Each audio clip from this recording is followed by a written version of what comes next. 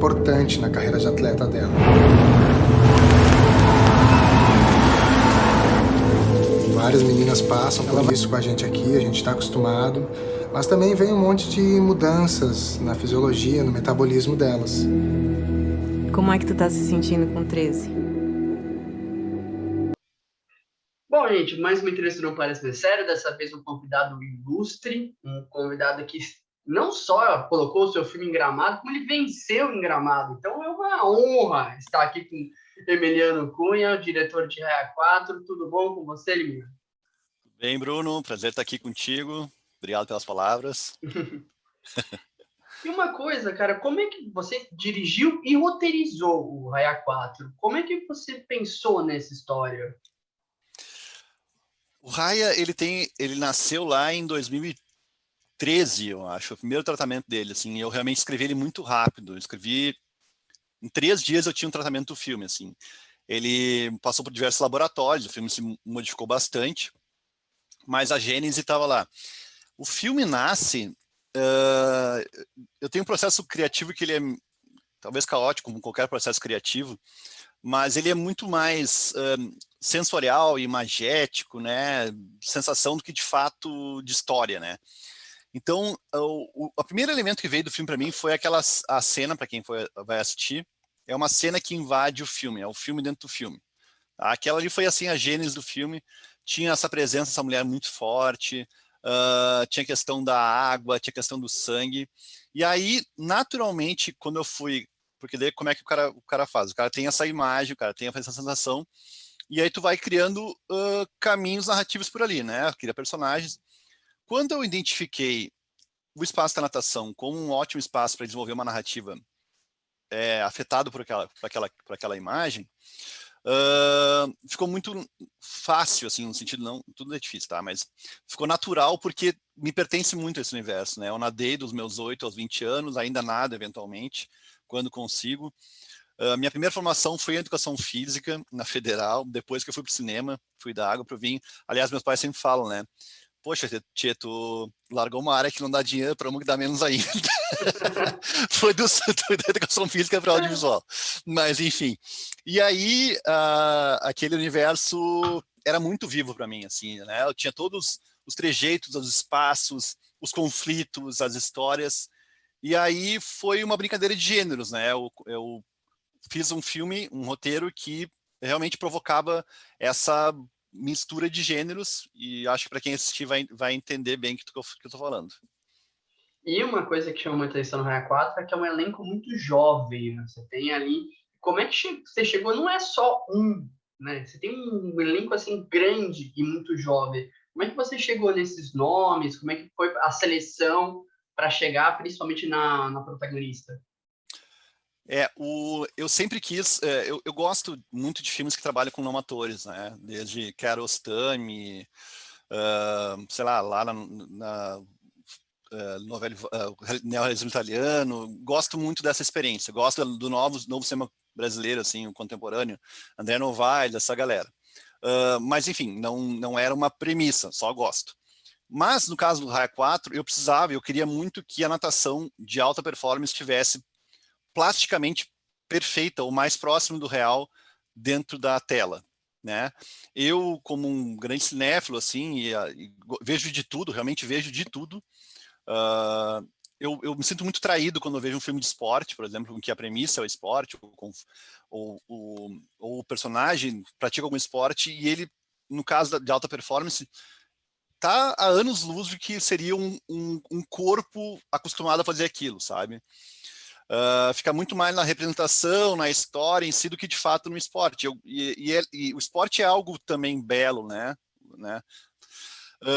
E aí eu tive eu apostei, né? Eu quero trabalhar com não atores, eu quero trabalhar com nadadores de verdade. E aí a gente fez uma pesquisa aqui, entrevistou mais de 120 crianças e jovens, adolescentes em Porto Alegre região. Fizemos uma primeira seleção de 30 e poucos, e aí depois fechamos uns 14 que compõem a equipe ali, em que eles foram sofrer uma preparação de elenco de 3 meses, basicamente, com a Liane Venturella, em que eles vivenciaram a possibilidade da ficção, né?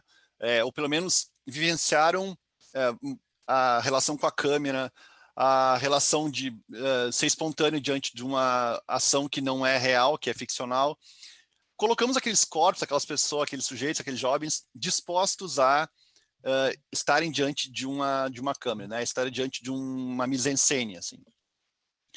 E aí foram 2 meses só de jogos e 1 mês em que que daí, claro, numa observação minha e da equipe, entendemos quem seria quem, né? Por uma relação de como é que conduzia o olhar nos ensaios, como é que trabalhava o silêncio, como é que trabalhava a voz. E aí acabamos distribuindo os papéis, enfim, entregando o roteiro mesmo só no final, para que justamente eles não perdessem essa espontaneidade, né? Para que eles trabalhassem com o que eles tinham muito vivo, que eram serem atletas e jovens, né? Aí o fato de eles serem jovens nadadores, né, isso facilitou muito na hora das tomadas na água, né? Isso facilita muito o trabalho. E não só isso, assim, claro, por exemplo, seria muito difícil eu compor um elenco, pegar, por exemplo, uma atriz mirim para fazer a Amanda, ensinar ela a nadar, ou, enfim, chegar mais próximo à natação de alta performance e colocar com outros jovens que nadam muito melhor. Não teria, seria muito difícil, assim. Mas mais do que isso, eu queria que eles tivessem essa intimidade com a água, a intimidade de a relação com o treinador, né? Por mais que seja o José Henrique Ligabue que faz o Fábio, que é um ator profissional, ter essa relação de disciplina, né, de autoridade para com o treinador, relação entre eles, a naturalidade dos corpos, né, porque a natação a gente está sempre exposto, a gente está sempre de sunga, está sempre de maiô, sei lá, então se torna algo natural, a questão dos vestiários, né, então essa intimidade com o meio eu precisava muito, seria realmente muito, muito desafiador pegar 14 jovens atores profissionais, ou pelo menos estudando, para transformar em nadadores. E uma coisa, você falou que você vê de tudo, eu também vejo de tudo. E aí também vejo entrevistas, várias entrevistas para melhorar as minhas. E aí sempre quando tem um filme sobre águas, o diretor fala, nossa, filmar na água é um pesadelo, porque tem isso, tem aquilo, tem equipamentos, tomar cuidado que não pode respingar. Né? Você também teve esse trabalho no Raia 4 para filmar?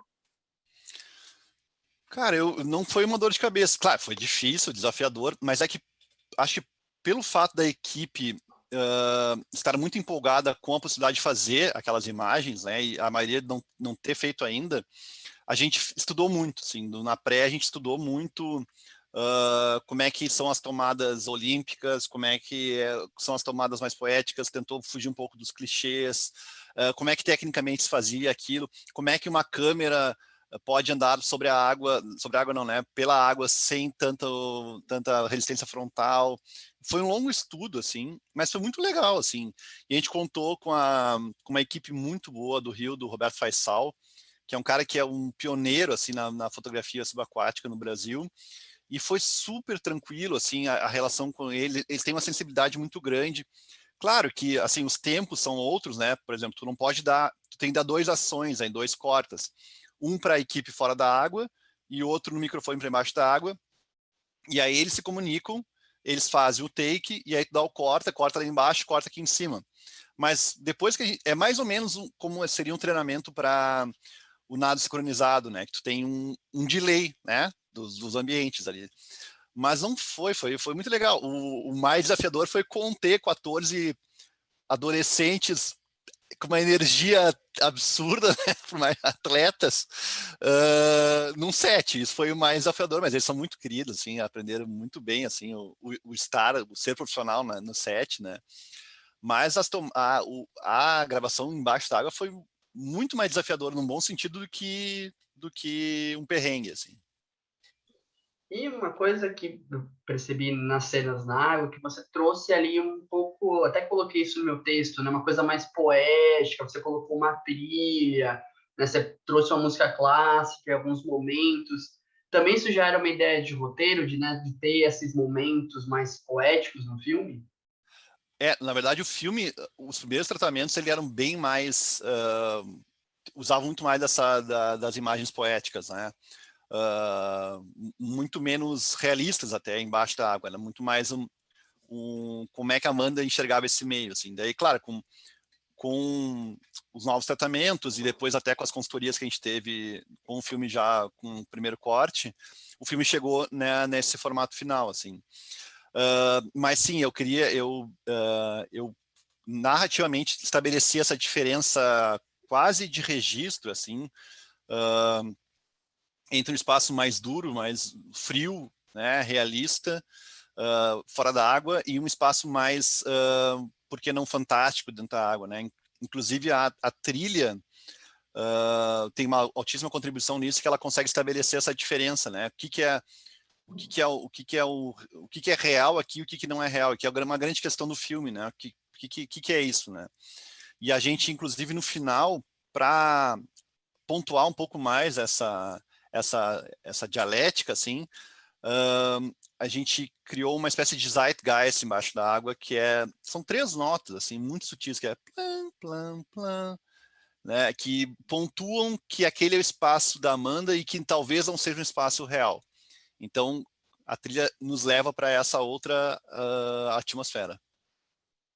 E aí, já que você citou a Amanda, né? É um filme de descoberta. O Raio 4 é um filme que você vai... Aquela coisa normal de adolescente, né? Vai se descobrindo, vai dentro do próprio corpo. Também isso era uma ideia inicial, de trazer a natação e trazer conceito de sexualidade, desculpa. Quando o universo da natação contaminou o filme, né? Ou se misturou com o filme, a questão da adolescência, porque quem foi atleta sabe o quanto a gente é cobrado e se cobra, né? E também o quanto é maravilhoso estar numa equipe de natação, quanto tem, enfim, tem coisas boas e não tão boas, assim. E aí, claro, trazer o espaço da natação competitiva e aí como elemento ficcional narrativo a questão das cobranças, né, que se amplificam para a questão da cobrança da adolescência, a questão da cobrança do corpo, a questão da cobrança da sociedade, dos pais, para esse filme, para o Raia 4, amarrou muito bem, assim, ou pelo menos eu encontrei um bom norte, assim, para Amanda, que eu queria um roteiro que construísse uma espécie de panela de pressão na Amanda, né? Essas pressões fossem se acumulando dentro dela e ela aos poucos vai meio que reagindo de maneira muito descobrindo até como reagir às coisas, né, ao longo do filme. E aí, claro, a questão da adolescência que todos nós já passamos, elas sempre são muito intensas, né? Às vezes mais fáceis, às vezes mais difíceis, mas muito intensas sempre, assim. E gosto muito da temática, gosto muito da Lucrécia Martel, que tem um trabalho legal com jovens, né, pelo menos na linha Santa. Gosto muito dos primeiros filmes do Gus Van Sant, sou grande fã, assim, porque é realmente um momento da incógnita, né? Tu não sabe o que vai fazer da vida, tu não sabe quem tu é direito, o que tu gosta, o que tu não gosta, tu só sente as coisas. Tu sente muito mais do que tu entende. Você E eu só acho que o filme vai. tem... Tu só vai, tu chora, tu sofre, tu briga, mas é tudo muito emocional, né? Muita flor da pele. E o filme tem um pouco isso, né? Tentando compreender esse mundo, o meu corpo, também de forma sensorial. E aí, já te agradecendo pelo seu tempo, indo para a minha última pergunta. E como é que tá esse negócio de como é que você tá vendo isso de estar no cinema, mas tá em circuito reduzido, e como é que isso te afetou de alguma forma? Isso mudou o jeito de você ver o filme, ou das pessoas terem contato com o filme, de ele estar num circuito menor por causa da pandemia? Então, cara, é uma montanha-russa de emoções, assim. Sem Imagina. dúvida, o filme, ele pede, né, que é essa experiência da tela grande, do som envolvente, né, é um filme que tem esse apelo, né, plástico, sonoro, bem forte. Ao mesmo tempo, eu não tenho como brigar com a realidade, eu também, né, eu prefiro muito mais que as pessoas se protejam e preservem as suas vidas do que, né, se coloquem em risco.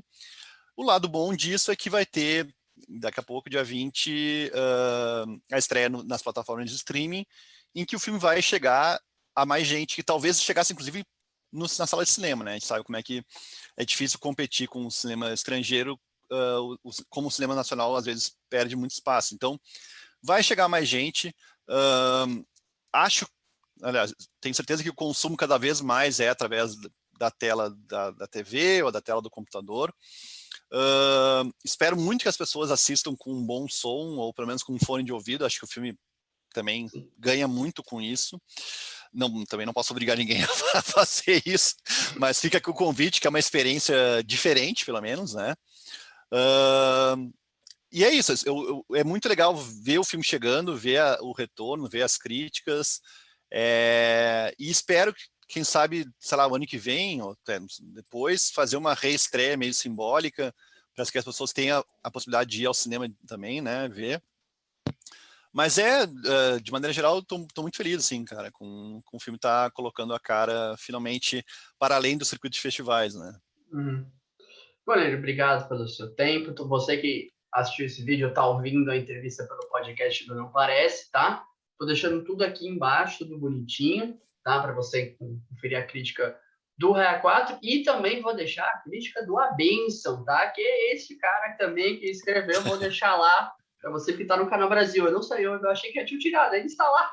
Então, se você quiser conhecer um outro trabalho do Emiliano, também vai lá assistir A Benção, que está lá no streaming do Canal Brasil. Emiliano, obrigado pelo seu tempo, obrigado pela oportunidade, e parabéns pelo Raia 4, eu fui botar aquele vídeo há muito tempo. Que massa. Não, é que eu sou meio louco do Festival de Gramado, então eu fico meio que acompanhando, anoto os filmes, sou meio louco. Eu falei, cara, eu preciso ver esse filme logo. E aí consegui, cara, obrigado pelo tempo, pela paciência, tá bom? Bruno, brigadão, obrigado pro pessoal do Não Parece. Tem uma série que eu dirigi há um pouco tempo atrás, que é o Horizonte B, que está na Amazon, de novo, também, para quem quiser assistir, que é uma série de ficção científica infanto-juvenil. Fica aqui o convite também. Olha aí, ó. Mais um programa para hoje à noite. São 4 episódios, dá para ver uma sentada. E tem a Benção, tanto no Globoplay quanto no Canal Brasil. E logo, logo tá aí o Raia 4. Então, fica aqui o super convite e o obrigadão. Ok.